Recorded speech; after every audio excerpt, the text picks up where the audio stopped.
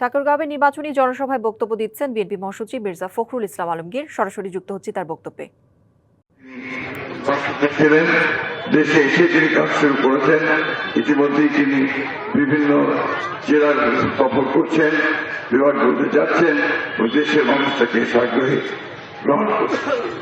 আমরা বিএনপির পক্ষ থেকে এই ইলেকশনে আমরা কতগুলো অঙ্গীকার করেছি, আমাদের নেতা তারেক রহমান সাহেব কতগুলো কমিটমেন্ট করেছেন। তার মধ্যে তিনি বলছেন, আমাদের সরকার যদি আমরা গঠন করতে পারি আপনাদের সমর্থন নিয়ে, তাহলে আমরা দেশে কিছু আমূল পরিবর্তন নিয়ে আসতে চাই।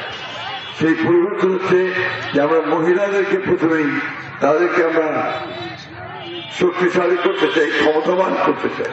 সেটা কি, যে তারা একটা ফ্যামিলি কার্ড না হলে প্রত্যেক মহিলাকে তাদের বাড়ির প্রধানকে তিনি এই ফ্যামিলি কার্ডটা নিয়ে তিনি সস্তায় ন্যায্য মূল্যে চাল, ডাল, তেল, লবণ কিনতে পারবেন এবং একই সঙ্গে স্বাস্থ্য সেবার সুযোগ দিতে পারবেন।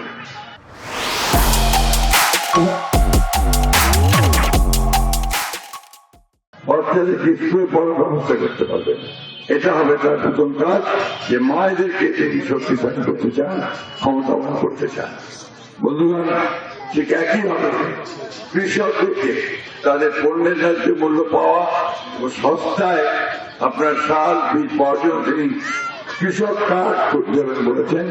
যে কৃষকেরা তারা বীজ, সার সেই ন্যায্য মূল্য পাবে এবং তাদের পণ্য তারা বিক্রয় করতে পারবে। এটা হচ্ছে তাদের আমাদের একটা কমিটমেন্ট। আমাদের আরো কমিটমেন্ট আছে, সেটা বলছে আমাদের চেয়ারম্যান সাহেব, আমাদের একটা বড় সমস্যা হচ্ছে আপনার কর্মসংস্থান, কাজ নাই।